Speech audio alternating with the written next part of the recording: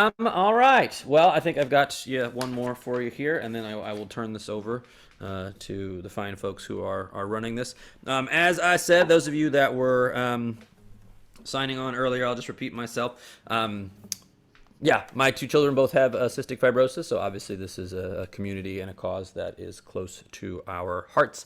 And for a long time, as part of our fundraising and Great Strides, I would write a song and kind of share it and use it to help raise money and those kinds of things. So I'm gonna play one of those as the final one for tonight. So I think it's something that we all can relate to, is sort of that shock when you find out the diagnosis, the person that you love, this new thing that's just been brought into the world, and how that rocks you a little bit. And then for most of us, I'm sure it's pretty amazing how it doesn't rock them, right? The kid, how just resilient and still awesome and still just a kid that they are, and they do not get defined by this thing that they have.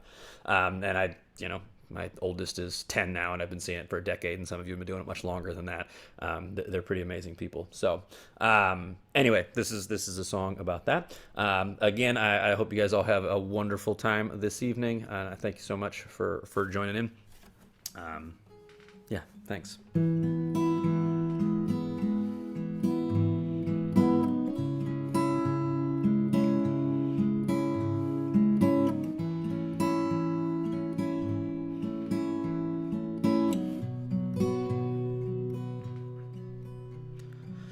I don't know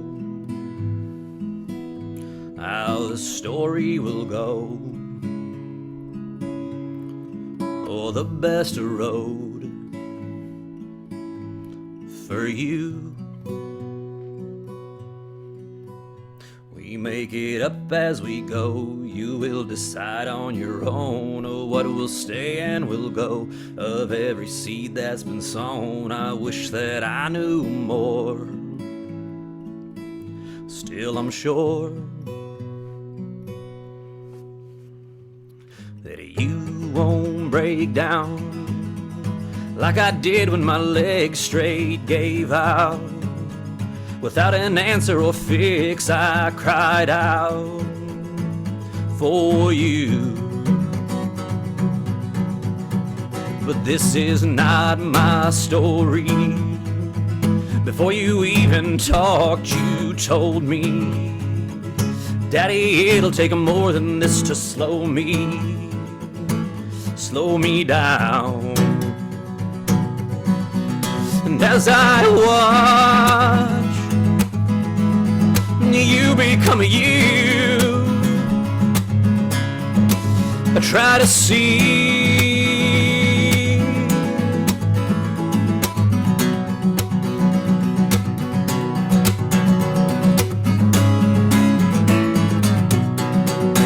the world through your eyes. It's got a little more bright. Hold on to that, hold on to that, hold on to that, please. Please. Hold strong and breathe.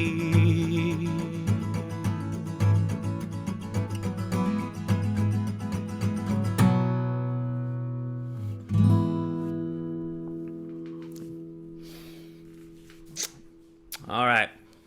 Well, thanks again, everybody. Have a great time tonight. Thanks for answering my ridiculous questions and hanging out. So thanks for having me as well. Always a pleasure. And I will turn things over to Bonnee now. Thanks so much. Oh my gosh. That was amazing. Thank you so much, Adam. Welcome, everybody. It's still a little early. We still have people who are just getting on.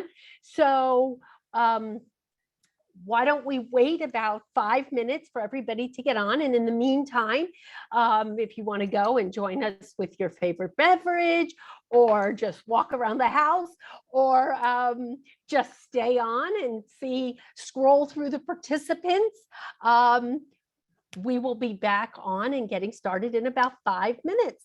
So again, Thank you, Adam. That was amazing. You're welcome. Thanks for having me. Sorry, I should have one more song ready to go for the last 5 minutes, but I don't. Sorry. That's okay. We'll get an extra song the next time. That's right. Yes, absolutely. See, there will be a next time. Yeah. Sorry about Thanks. that. Yeah, you bet. That's okay. While we were all getting ready today to start the call, Adam, as you've known for a long time, you are a Grampian with the rest of us. We love you and thank you again for doing it. For those of you who don't know me, my name is Bonnee Binker. I am so honored and proud to be the chair of the National Grampions Committee for the Cystic Fibrosis Foundation. I am the grandmother, or as they call me, Nani, to Delaney, Dash, and Jackson. And Delaney is our grandchild who lives with cystic fibrosis. I would like to also welcome our fellow committee members of the Grampians National Committee who are on with us today: Andrew Connor, Kent and Kathy Duncan, Brenda J, Cindy Kennard, Beth Leal, and Martin and Annelle Tanner. So thank you all for everything you do. And it does take a village to put on a program like this. So a huge shout out to our staff partners at the foundation, Erin Johnson and Molly Smith, who are on with us today. None of this would happen without them. And another great shout out, we have watch parties going on around the country. Some of our chapters, instead of having their Grampians watch at home, they arranged parties. I know a lot of you are looking for things for your Grampians chapters to do. Why not consider a watch party for the next Grampians event, or even for a session of NACFC that's coming up? So talk to your chapters, to your staff partners, and maybe get something started. And thank you for joining us as we celebrate you as part of National Grandparents Day, which just happened this past Sunday. We hope you and your family had a chance to celebrate, and we hope that you know how much you and your families mean to our communities. And just a special shout out to Cindy Kennard, who, as I mentioned, is on our committee. She is going to be running the chat box this evening. She's going to ask questions, so you have the chance to answer and get to know each other. Also, if you have questions, you can ask them in there. We do have help behind the scenes if you're having any technical questions. So in the chat box is where you would want to put any of that. I know that many of you on this call are already Grampians, and thank you for being part of our growing community of grandpersons who want to connect and support each other. I think my camera just got blocked. Sorry about that. For those of you who may be new to us, Grampians are grandpersons who are passionate about helping those who live with CF live their best lives. We are the ultimate champions for not only our own grandchildren, but for others' grandchildren as well. And you know, you don't have to be a grandparent to be a Grampian. We know that there are great aunts and uncles, godparents, family, friends, and so many of us who identify as Grampians, and we welcome all of you. There's no time commitment, there's no fundraising requirement. You are welcome to participate as much as you would like and in any way that you would like. We are here to create a community to support each other's and to have opportunities to connect with each other and to learn. And of course, to help out the foundation if you so would like to. And that's what we're here to do today. We have a great program for you. First, we're going to hear from one of my dear, dear friends, Mr. Mike Beatty. After Mike, we're going to hear from our Chief Medical Officer and fellow grandparent, Dr. Bruce Marshall. And he's going to be talking to us about some really exciting updates on things that are happening in our clinical space. We'll then have a chance to ask questions of Bruce, and feel free that as he's speaking to put them in that chat box and he'll answer them at the end. And after that, we're going to end with an amazing mission moment from Arizona Grampian Darcie Revay. So we have a lot this evening, and we're so excited again that you're with us. And we're going to start first with Mike Beatty. So, oh, and don't forget, at the end, we're going to stay on for social hour. So we'll talk about that later. So Mike is the chair of the National Volunteer Leadership Council with us. He has served many roles with the foundation, from volunteer leadership conference co-chair to a member of the National Board of Trustees. But his most important and special job is being dad to Piper, an adult who lives with CF. And again, one of the best parts of doing what we do is about the people we meet. And it just so happens on this call today, I'm going to be introducing you to some of my favorite people, not only at the foundation, but in the whole wide world. And Mike Beatty is definitely in that ladder. So Mike, I'm going to give it to you.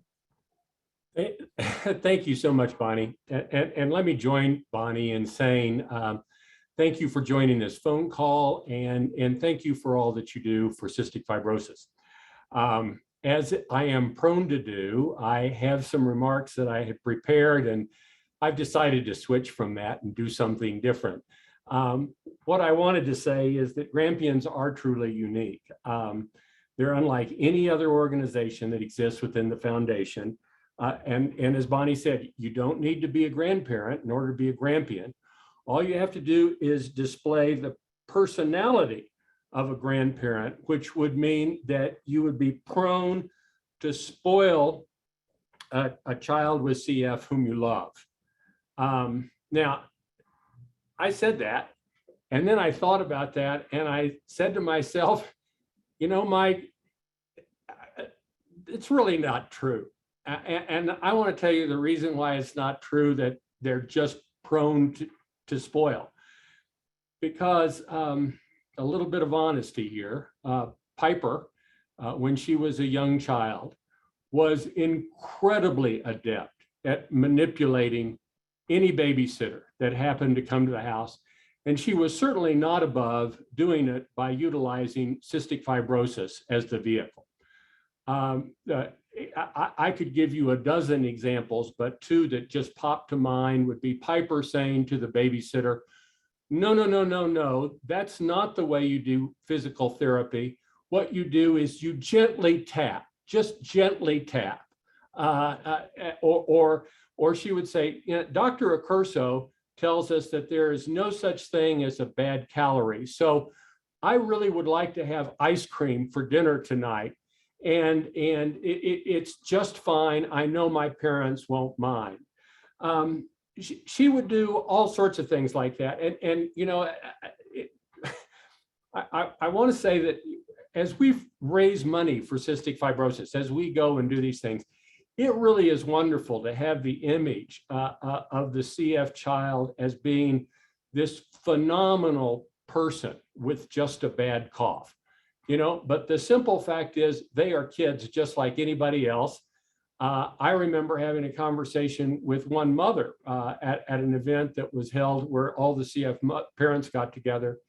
And what happened is that we started talking about digestive enzymes. This woman kind of teared up and she said to me, Mike, she said, does Piper always take her digestive enzymes? And I looked at her and I said, goodness gracious. I said, you could pick up the cushion of any chair in our living room, stick your hand in it, and you could find hundreds of digestive enzymes. I said, when we moved, we pulled the refrigerator out and we found digestive enzymes behind the refrigerator. I've never heard of anyone able to hide things behind a refrigerator before. I mean, the simple fact is, the thing that makes Grampians so unique, the thing that makes it so wonderful, the reason you should join is because grandparents, more than anyone else in the world, understand what you are going through as a CF parent, and they are willing to do the things that are necessary in order to help you rear that child. And that is a phenomenal thing. And so Grampians represents two things. It represents incredible honesty and incredible understanding. And there is no other committee within the foundation that is designed, specifically designed to do just that, to allow a safe space for people to all of a sudden come together and talk about what it's like. I mean, really interestingly, before we started this conversation, there are a few of us that were on. Adam was all of a sudden talking about what it's like when all of a sudden you get the diagnosis. Bonnee was talking about what it means to all of a sudden have people to call within Grampians. And it's absolutely true.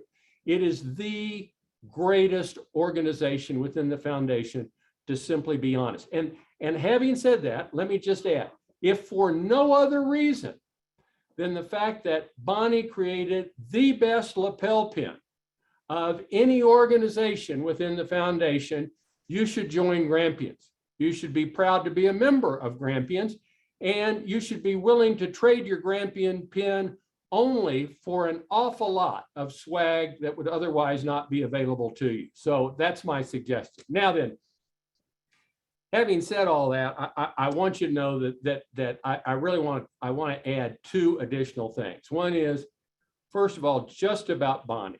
There is no greater leader. There is no better volunteer. There is no better friend.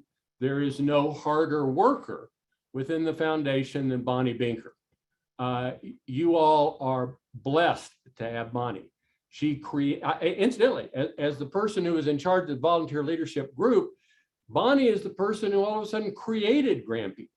She came up with the idea for Grampians, and she's all of a sudden, all of us within the foundation were saying, what a wonderful, wonderful idea. And it came from Bonnee. So kudos, Bonnee. Thank you so very much for what you've done and for what it is an incredible group, matched only by tomorrow's leaders. Of course, I have to always say, because there is this incredible competition between this demographic that exists of the Grampians and tomorrow's leaders. And it's really been one of the most fun things that go on at VLC. And in fact, for those of you who have not been to VLC, understand that it will be in Colorado. That's where I am right now. Please plan on coming. It is one of the most unique, fun things that you will ever do. And it really is an empowering event and one that's wonderful. One other thing, and then I'm going to turn it back to you, Bonnee, and that is, you're going to hear from Bruce Marshall. To me, Bruce Marshall is simply the most modest person within the organization. I want to say two things about Bruce Marshall. The first is, there would not be a single drug that we now have of these miracle drugs that have been approved without Bruce Marshall. And you say, well, why is that? He's not one of the researchers. Because Bruce Marshall was the single most important person, because he was in charge of two things. He was in charge of the clinics, which is the primary interface for all the people with this disease. And secondly, he's in charge of the registry. And that was the way that we were able to do the clinical trials that enabled us to get these drugs approved. So the two single most important pieces of the foundation are under the purview of Bruce Marshall.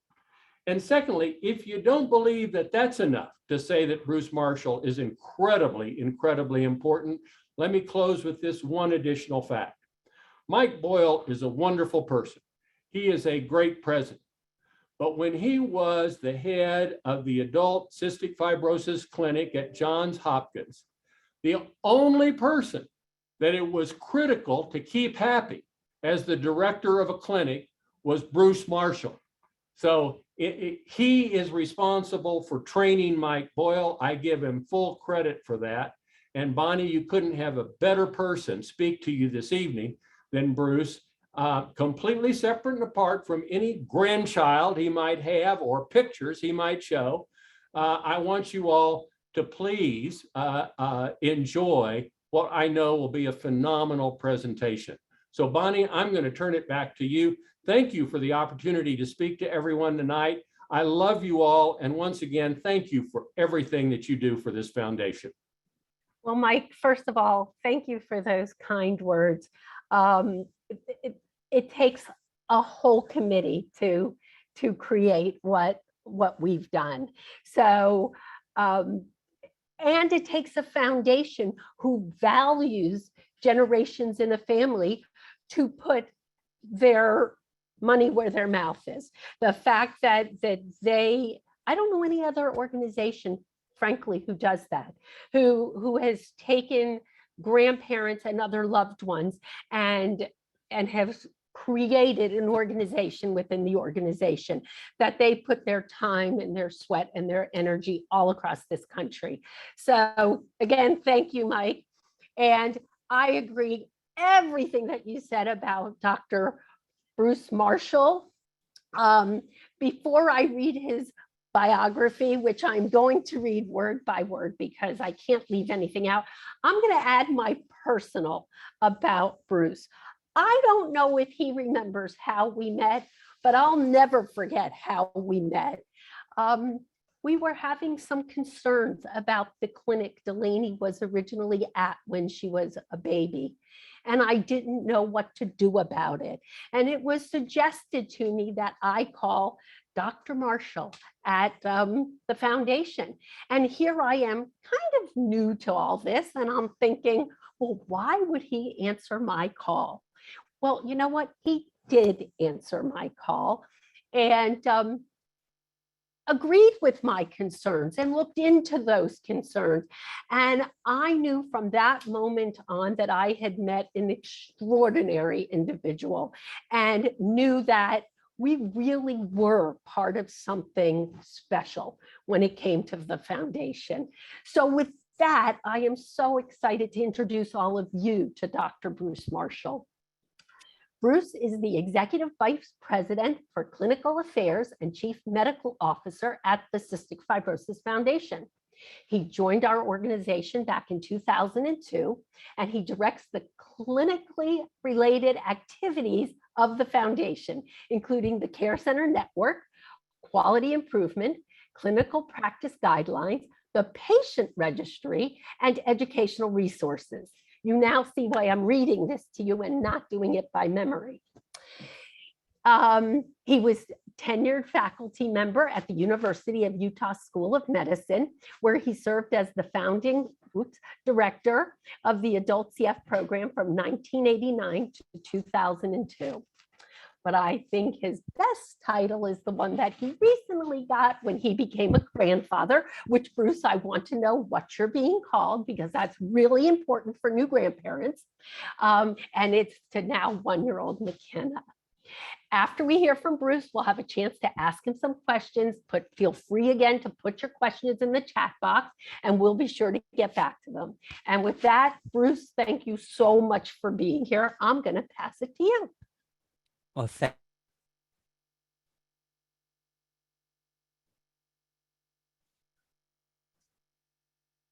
can you hear me?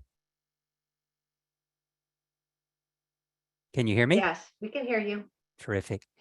Bonnee, thank you so much for inviting me and for the kind words. I'm really proud to be here and excited to hopefully join this group.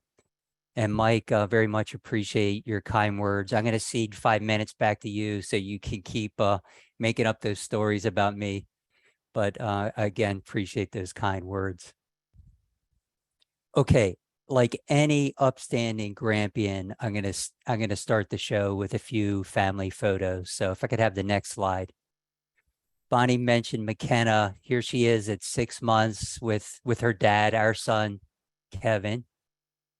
Next slide. Here's McKenna at 9 months showing off her bottom teeth. And this next slide, here with Grandpa, reviewing the anatomy of the heart and the lungs. Never too early to get started. Get her started down that medical path if we can. And then this next slide, it's a very happy McKenna at 1 year of age with my wife, Karen, who's also got a big smile. And then next slide shows our other son, Brian, and his wife, Mary Alice. And if you notice her right hand, it's sort of covering a little bump there. Actually, it's not a little bump. It's a prominent baby bump.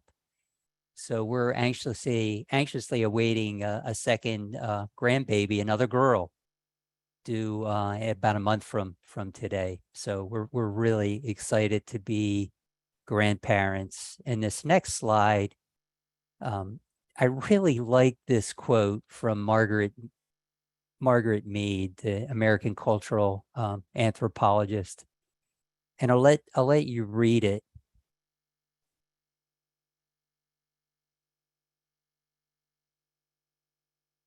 And it sort of makes you reflect. I mean, there's multiple generations there. If you're in the middle, you go back 2 generations to your grandparents, and then forward 2 generations to your grandchildren.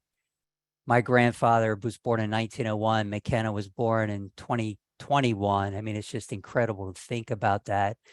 And my grandparents and parents meant so much to me. And now we have that chance to pass down their love and support to our children and grandchildren. And, you know, Karen and I are just humbled by that opportunity. And I know you all feel that same way, or you wouldn't be here tonight. So, next slide. Bonnee, apologies for that brief detour. Now on to what you really asked me to do, was to do a brief medical update. And I'm going to try to keep this brief so we have some time for questions. Bruce, never an apology for talking about Yes. grandchildren when you're with Grampians. Thanks, Bonnee.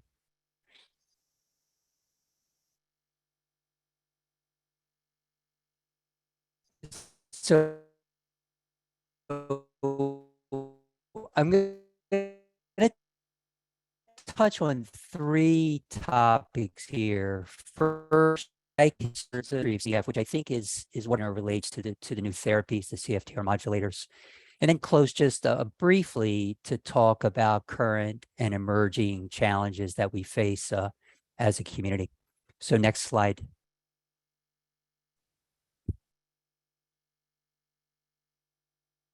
This slide really takes us back to the founding of the CF Foundation, which at the time was called the National Cystic Fibrosis Research Foundation in 1955.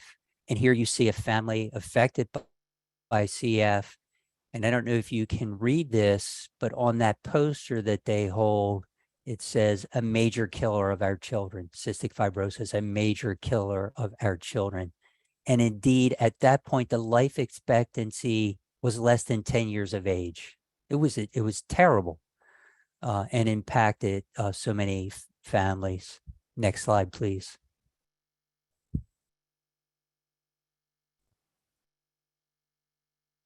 These are the 2 cornerstones that I wanted to bring to your attention. And when we work with other nonprofits to sort of provide some advice, they ask us, you know, what's important and what's not so important. We always go back to these cornerstones that really were set in place in the 1960s. And the first was the care center network, multidisciplinary care. And this was really championed by that photo in the upper right corner. That's Leroy Matthews. He practiced at Rainbow Babies Children. He was one of the clinicians that emerged when cystic fibrosis was defined, experts, and bring that all together into what he called comprehensive CF care. And it was multidisciplinary care. And that's where we've gone. It's multidisciplines to meet the needs of the people with CF and their families. And this, how did it benefit? Not just the care, but it brought people together in centers so some descriptive research could be done. And it also exposed other faculty members, other trainees to the disease to help us recruit more people to the cause. And then the second cornerstone, and Mike mentioned this, is the patient registry. I'm the current steward of the registry, but it goes back to the 60s. And Warren Warwick, pictured there to the right, received a grant from the Cystic Fibrosis Foundation to develop a registry. He did so to track the natural history of the disease and track the impact of interventions that were introduced. And indeed, he looked at the intervention of multidisciplinary care that Leroy Matthews had piloted and then pushed forward. And indeed, he proved that that care model actually worked and it extended life. And that was the foundation, those two cornerstones for the care center network.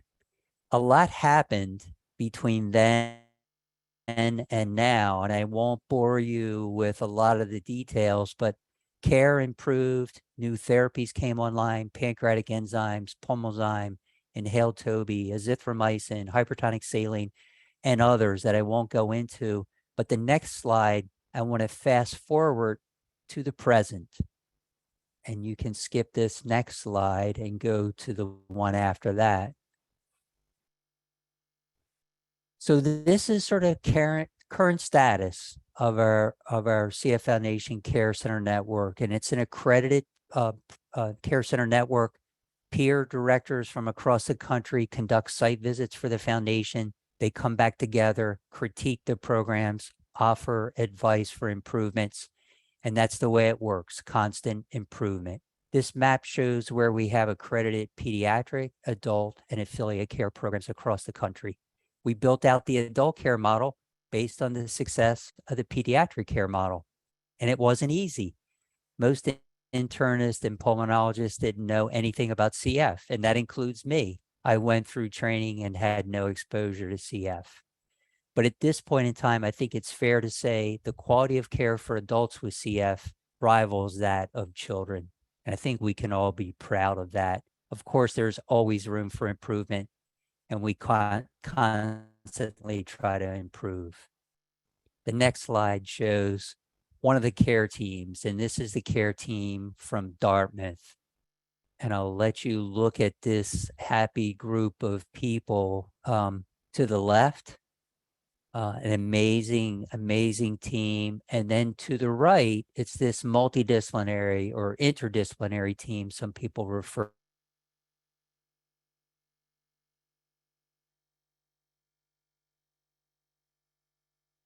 recommended team members. And we pilot these things and test how are they going to work. And I'll just call to your attention on that outer circle, recommended team members, two that I think are really making an impact. And the first, in that lower right corner, like at about 4 o'clock, mental health coordinators. We've made a big push in mental health. And of course, we need a coordinator to coordinate the screening, to coordinate the referrals, or if it's not a severe case, often there's treatment right within the CF clinic. We've made tremendous progress on this, doing systematic screening now, and often treating anxiety and depression right in the clinic, which in part is destigmatizing a disease that often is stigmatized. So we're really pleased with the progress here and proud of the progress, to be honest with you. And then the other recommended team member that we're really excited about is the pharmacist. There have been pharmacists that have been primarily on the inpatient side, but not on the outpatient side. So we've issued grants to help care centers recruit an outpatient pharmacist, typically part-time, to help the team with how are the drugs working? How are they following through on the treatments? There's so many value adds that the pharmacist brings. And then along with a pharmacy technician, they help with prior authorizations, organizing the prescriptions to try to get them all from one or two pharmacists. And they make it easier for people with CF and families. They make it easier on the care team. And this is just a win-win all around. And we'll likely be moving these towards required team members once we get past COVID. And so in the relatively near term, but we're always experimenting with how to make things better. Next slide, please. Back to the registry, current status of the registry. We've made so many gains with the registry. When we started, it was on paper, and people submitted paper to the foundation, and there were data entry people there. And then when I was at University of Utah, we used to mail in the data on floppy disks. I don't know if anybody remembers those. And now we're in the modern era of the registry where we have a web-based platform. We download that data every night. We get it cleaned and processed with reports out to the care centers within 24 to 48 hours. It helps them with pre-visit planning and just tracking progress of patients, helps them identify clinical trial eligibility in their patient population, and so many other ways. The CF, we call it CF Smart Reports. It's helpful to the care teams. We also issue 3 reports. The one to the left, every CF care program gets their own registry report, and it shows where they stand vis-a-vis their peers on practice patterns and outcomes, and it gives them ideas for improvement and who to reach out to find out how they can improve. In the middle is the highlights report. That's just a 3 or 4 page report on the 2021 data. That's available on our website. You can either Google it or go to our website and put in CF Foundation Patient Registry highlights. I'll show you 2 or 3 of the graphs from that report. And the 2021 report is nearly complete. And we distribute that first at the North American CF Conference to all the center directors and program directors, and then we'll post that and make that available. This wouldn't be possible without people and families with CF consenting to share their data. And we take that responsibility very seriously. We secure that data. And this registry, we just consider it one of our crown jewels, and it just contributes to so much of what we do. Next slide, please.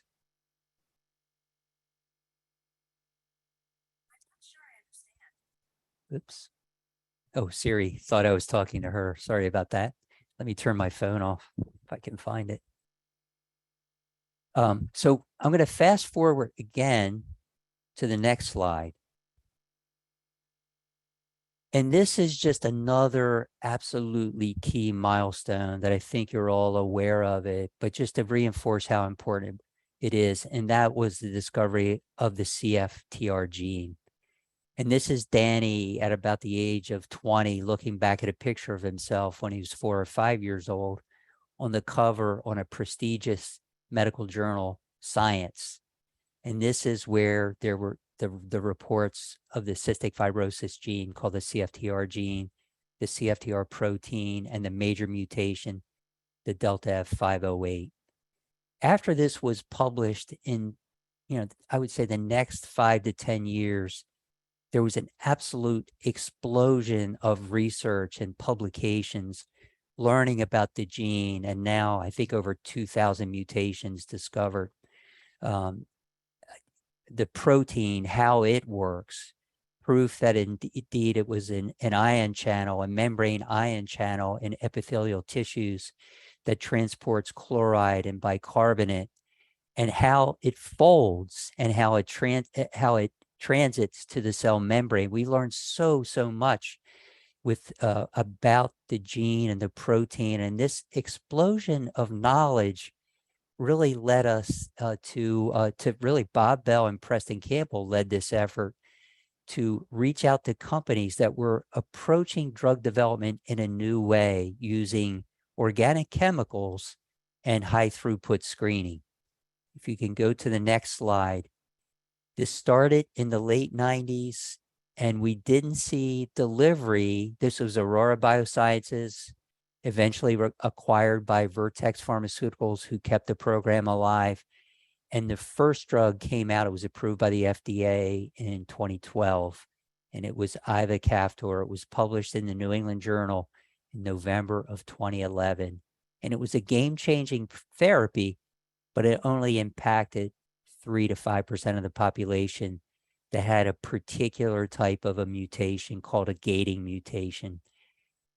Work continued between the foundation and the Vertex, and that led to a couple other drugs, but I'll jump ahead to 2019 when the triple combination referred to as Trikafta was approved by the FDA and was available at the end of October 2019.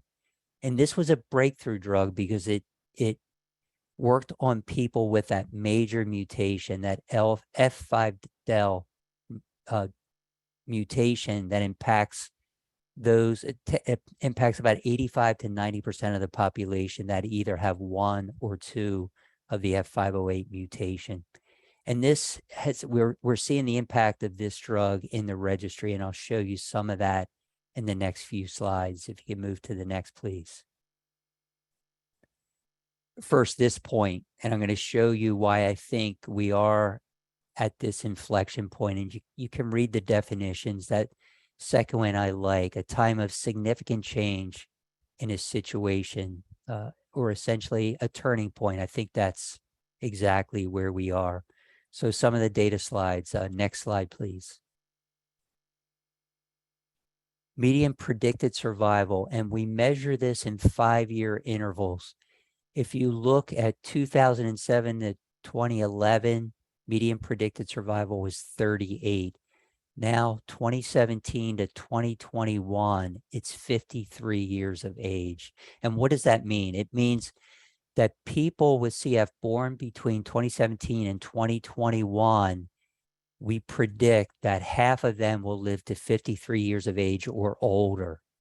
And that doesn't take into account, what's going to happen, over the next decade or more. So very promising sign, this upturn in survival. Next slide, please. The number of lung transplants, this goes back to the late 80s. It gradually increased over time in the 2010, 2015. You see sort of the numbers. It settled out in the 250 or so range per year. Now look where it is for 2021, 52. And the waiting list is down. And of course, during the COVID pandemic, there was a very modest decrease overall for lung transplants, but nothing like we've seen with cystic fibrosis. And we think this is because of the impact on Trikafta for those with advanced lung disease. Next slide, please. This is the number of pregnancies, and this we didn't really expect or plan for, but you can see a really significant increase in pregnancies in 2020 and 2021. What we learned is a lot of those pregnancies, about 40%, were unplanned. So we got some guidance out with the help of some experts in the community, guidance out to our care centers. Make sure you talk to people of the appropriate age about family planning. We don't want unplanned pregnancies. Next slide, please. So now I'm going to pivot to a report that is in our annual report. And I don't think anybody's seen this other than the registry team. And I'm going to show you, it's a little bit complicated, but I'm going to show you, this is data from 2018. And it shows cohorts from the youngest in blue to the oldest in red. And on the y-axis, the vertical axis is a measure of pulmonary function, FEV1 % predicted. And on the x-axis, it shows the age, starting at age 6, when we can get a reliable pulmonary function measure.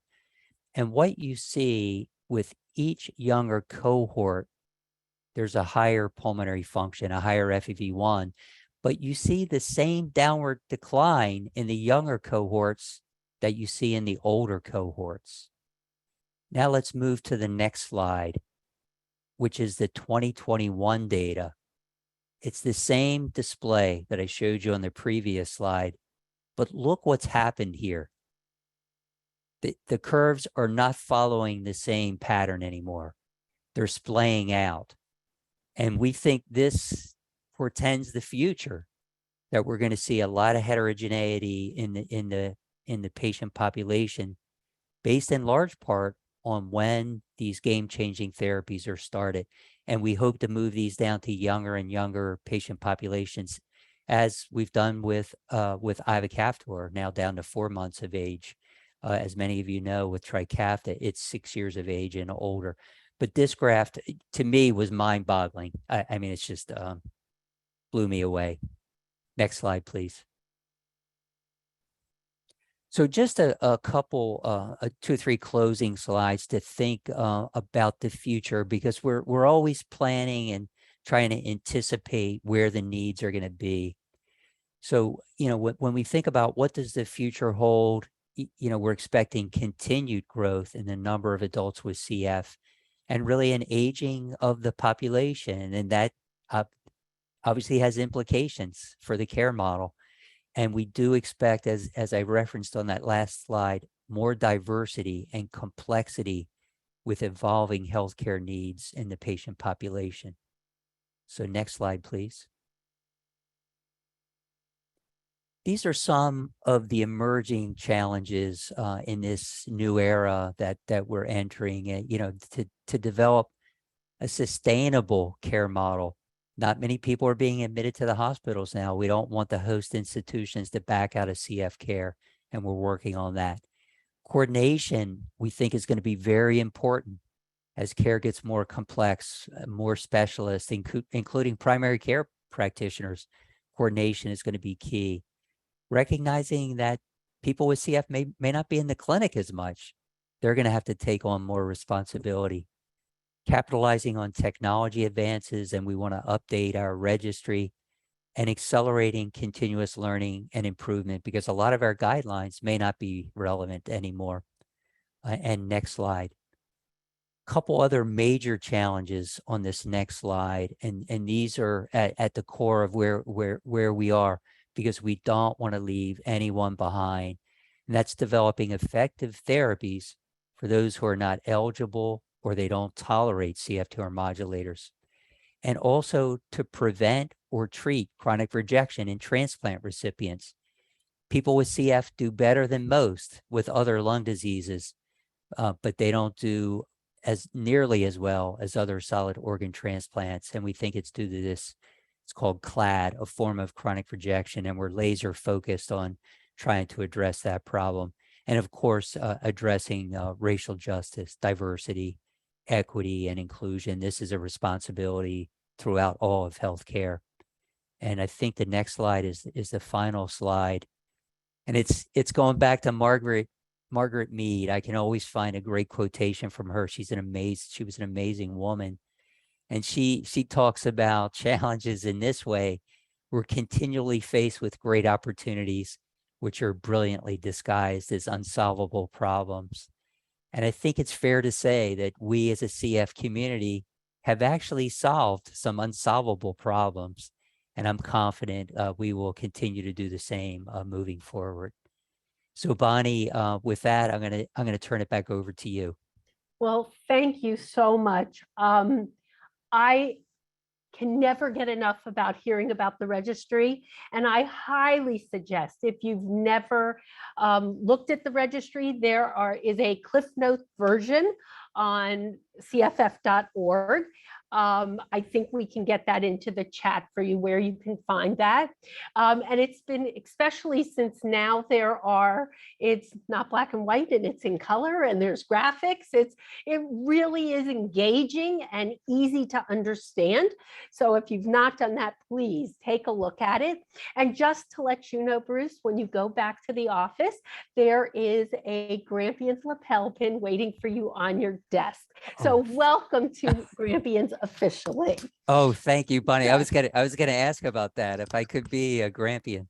Oh, absolutely. And you didn't even have to be a grandparent, because remember, a Grampian is just a champion of somebody with cystic fibrosis, and you're a champion for so many people with cystic fibrosis. We're really excited now to get to the question and answer part of the evening. So we're going to open things up. We are so lucky to have Paula Lomas with us, Senior Director of Clinical Communications, and she's going to help facilitate the questions and answers.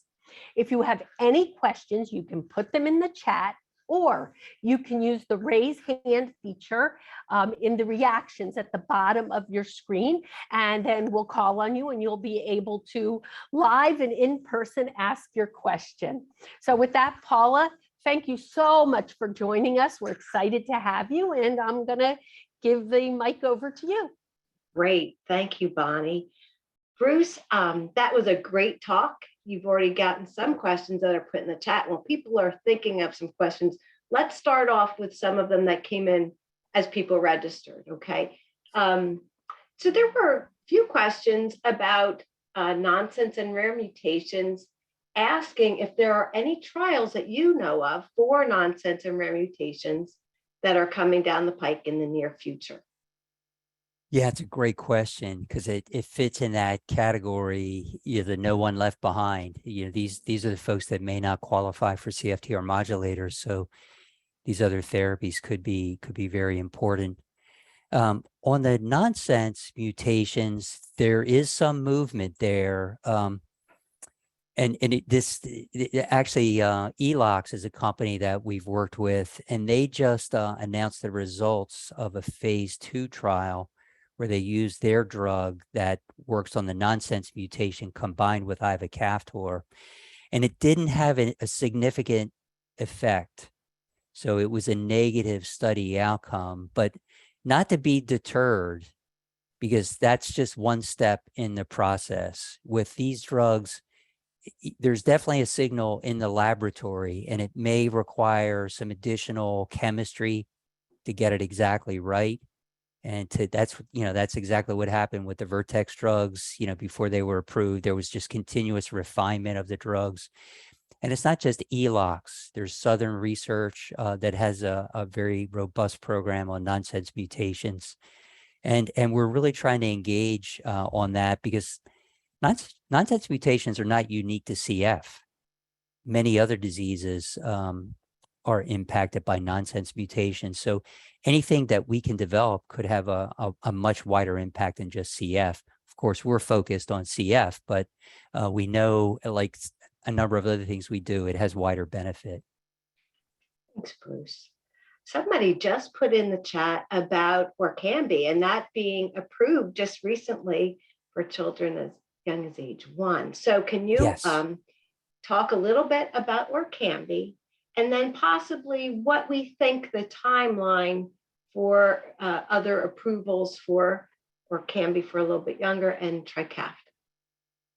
Yes, Orkambi recently got approved for that 1 to 2 year age category, and it's a double combination. It's certainly not as powerful as the triple combination, but in young children, it does seem to have an impact, and the data it shows. One measure of the impact of these drugs is sweat chloride, and it does decrease sweat chloride, pretty substantially by 20-25 milliequivalents per deciliter. So it is a good drug, and the other important drug that I know people are interested in is Trikafta. When can we get lower than 6 years of age? And the Vertex clinical trial has been completed in that 2 to 5 year old category. But what that means is they have a lot of work to do to assemble all the data. There were a lot of centers that participated in that, clean up all the data. If there's any questions, they have to go back to the center and get it right, put that whole data package together, submit it to the FDA, then the FDA has to review it. So I would estimate maybe first quarter next year. If we're lucky, maybe it's by the end of the year, but I think more likely early next year by the time the data gets together, FDA reviews it and goes out. And that's going to be really exciting. It is exciting news. I appreciate hearing about that. You spoke a little bit about the registry, and there were 2 really great questions about the registry. What is the percentage of people with CF who have their mutations identified in the registry? It's 99 point, I don't know what the decimal points are, but it's over 99%. And we're going to make another effort. We've been moving that up closer to 100% actually over the last several years. We're going to make another push this year we've identified those that don't have a complete genotype. We're going to go push out. I think it's just several hundred at this point. We're going to go back out because we have a lab up at Hopkins that'll do this for free. Mutation analysis program, it's called. It's been in play for a number of years. So all that has to be done is to get the blood sample and package it up and send it off, and we can get that genotype. So we're closing in on 100%. That's a lot of good work there, Bruce. You've been behind that for a long time.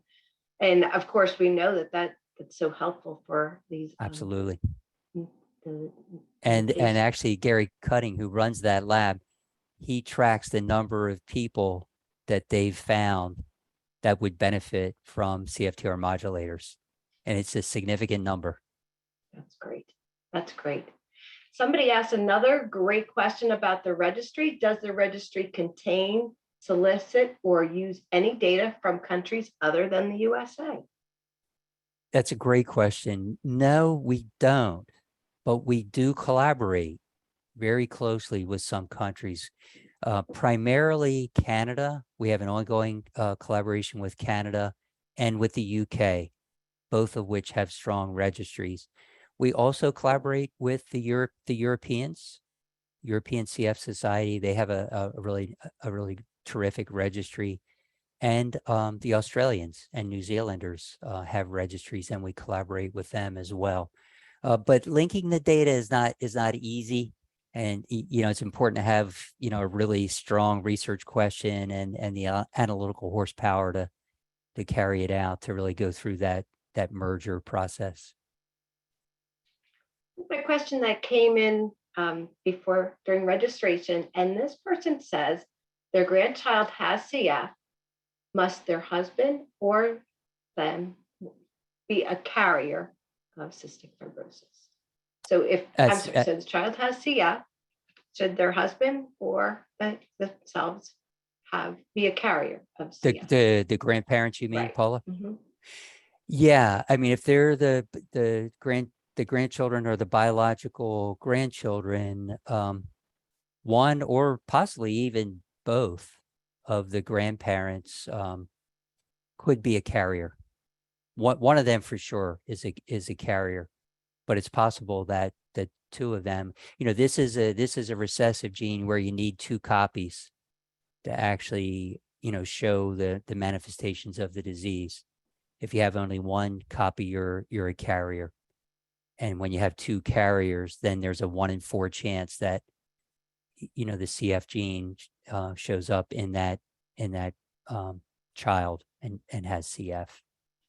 So let's stay with genetics a little bit longer. Mm-hmm. The person says their grandson has CF and his older sister is a carrier.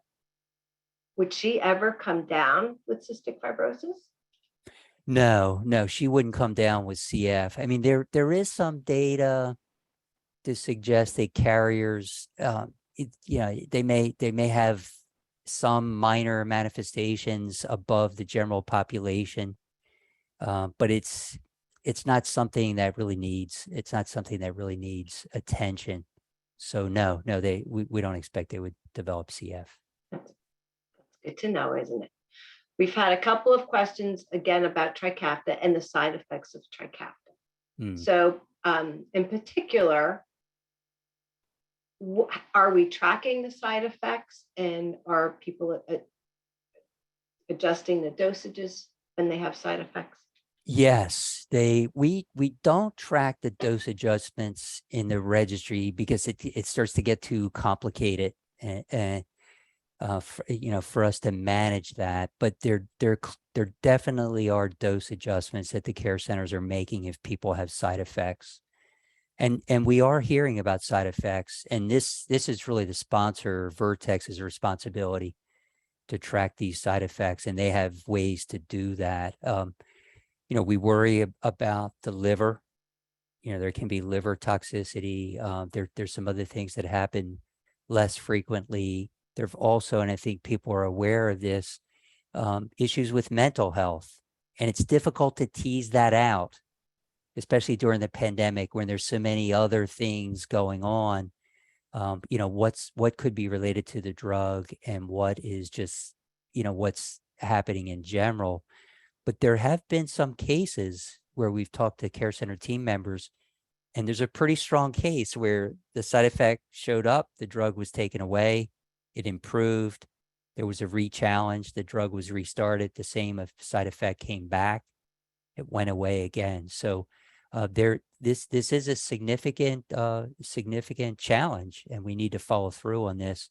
And like all these drugs, there hasn't been a lot of human exposure. We still need these folks tracked at the care centers.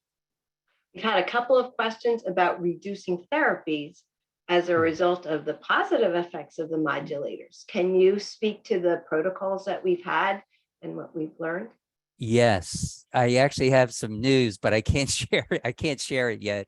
I'm sworn to secrecy, but it's a trial. There's 3 trials that I'll mention. One is Simplify, highly structured study looking at for people on Trikafta, stopping either hypertonic saline or pulmozyme for a relatively short period of time. I think it was 6 weeks or 8 weeks. I forget the duration.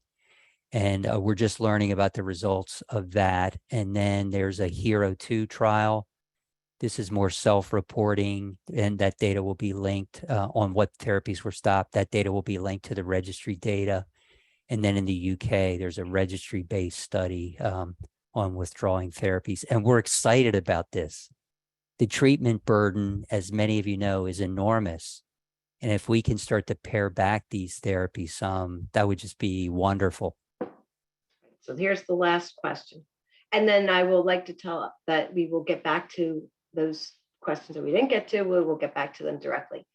There's a couple questions about enzymes and asking, do you know about any protocols regarding maybe concentrating the enzymes or at any clinical trials regarding enzyme treatments? There is still some ongoing studies on non-porcine pancreatic enzymes. These are sort of laboratory synthesized enzymes that mirror the key enzymes, because the pancreatic enzymes now, they come from the pancreas of pigs. And there's only like two or three of these cohorts of pigs around the world where these enzymes are produced from. So if there was ever, some disaster and we lost those pigs, that would be a problem. So we've tried this one. We had a collaboration once before that didn't result in FDA approval, but we still have an ongoing program to try to develop a non-porcine enzyme.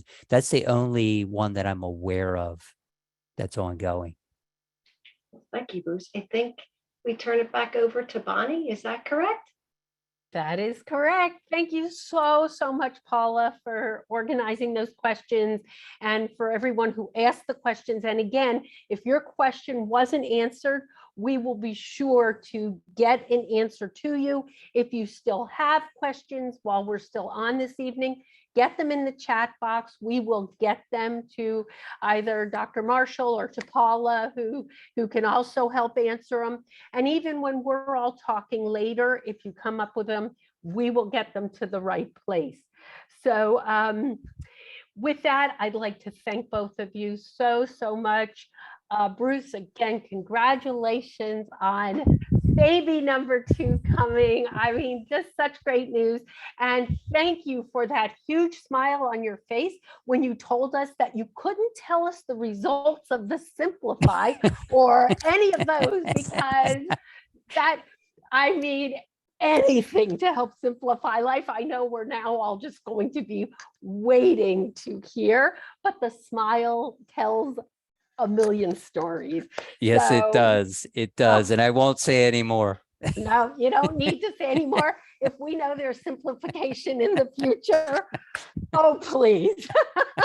So any Grampian who is responsible for their loved one's treatments, I know your smiling is like huge as I am right now. So, 12-year-olds have other things they want to do, Absolutely. than treatment. So again, thank you all so much. We wouldn't be where we are, who we are without, you guys. So we love you. Thank you for being on with us. Thank you, Bonnee. See you all soon, hopefully in person. Yes. Okay. Bye-bye. Bye.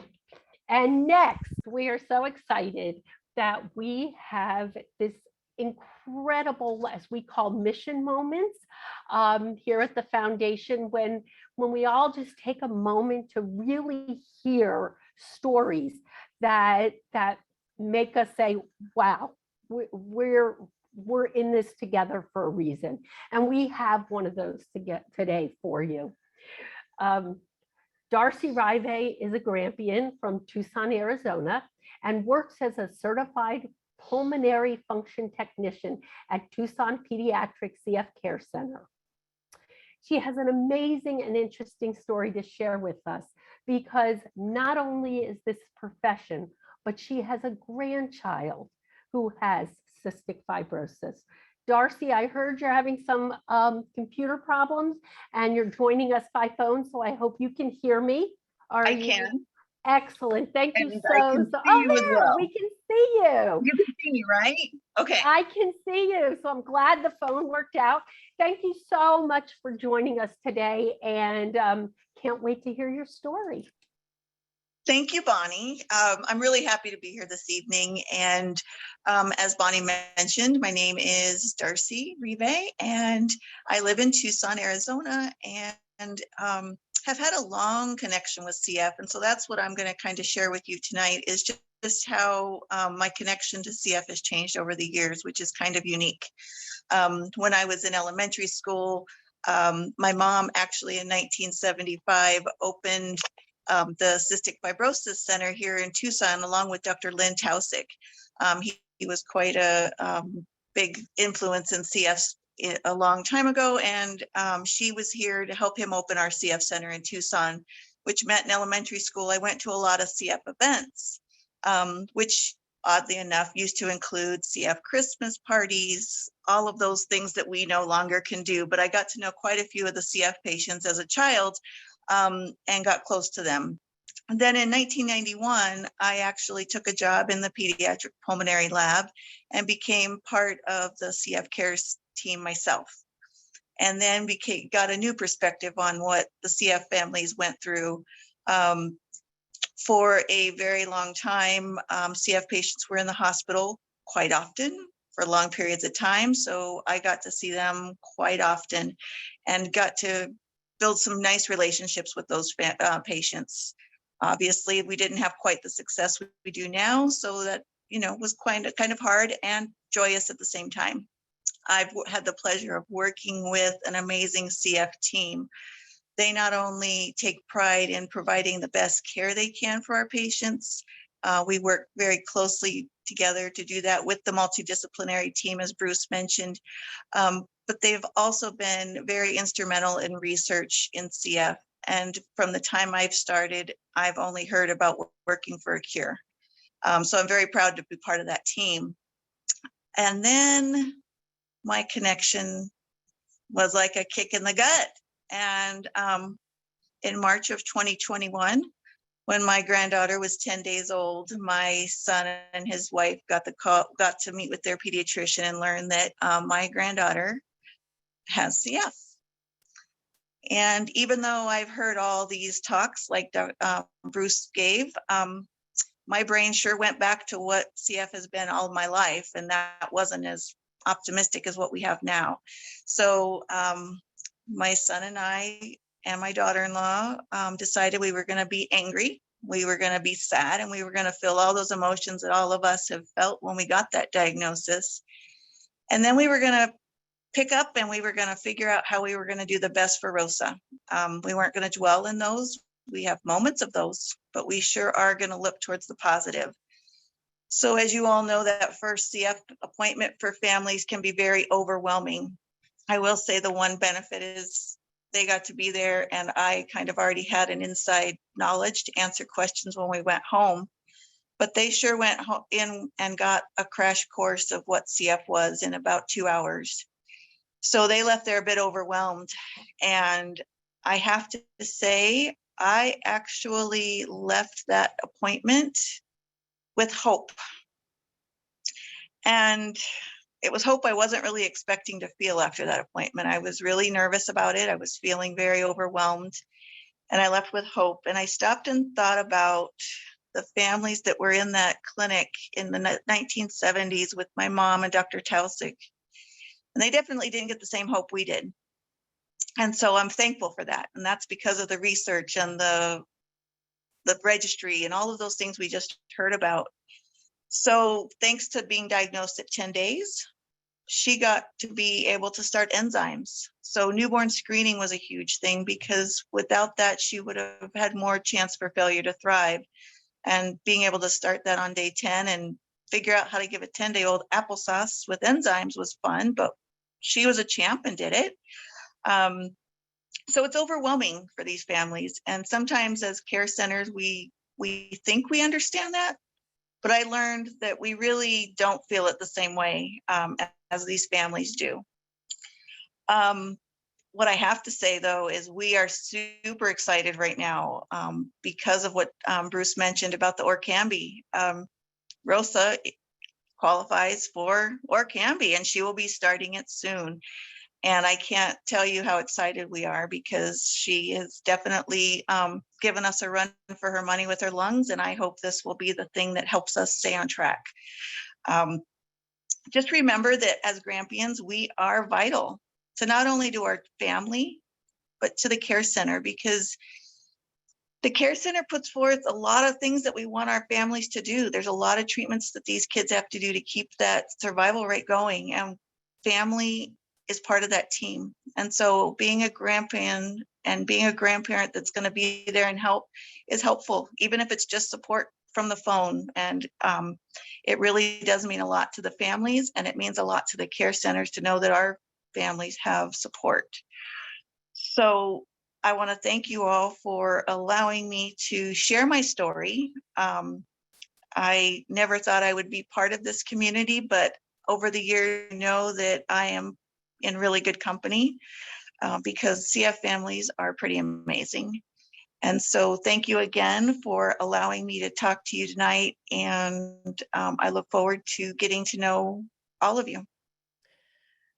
Darcie, it is amazing, your story. And it's not the first time we've heard it, that people who this has been their life work end up, being part of our community in a totally different way than they ever thought they would.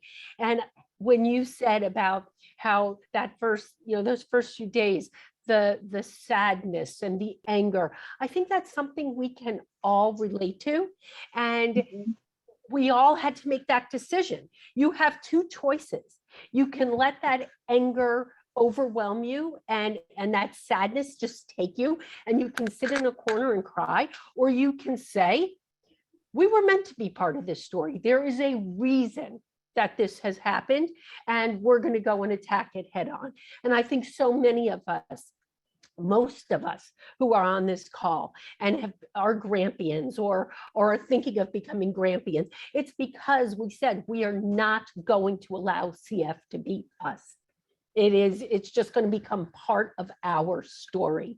So thank you so much for sharing with us. I know that your words really meant a lot to a lot of people. Well, and everybody, that kind of brings us to the end of our program. I hope that you've enjoyed it as much as I have. I want to one more time thank Adam and Abigail and Mike and Bruce and Paula and Darcie. And again, Cindy, great job in that chat box. I hope that you all are leaving here today knowing that you are part of this amazing group, the Grampians.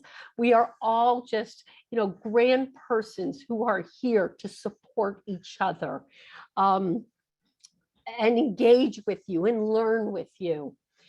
If you're not already involved in your local Grampians chapter and you would like to be, we're going to drop in the chat box the link for how you can get connected, or you can just call your local Grampians office, or you can get a hold of anybody who you saw on here today. You can get onto our Facebook page, Cystic Fibrosis Foundation Grampians, join it. You can ask questions.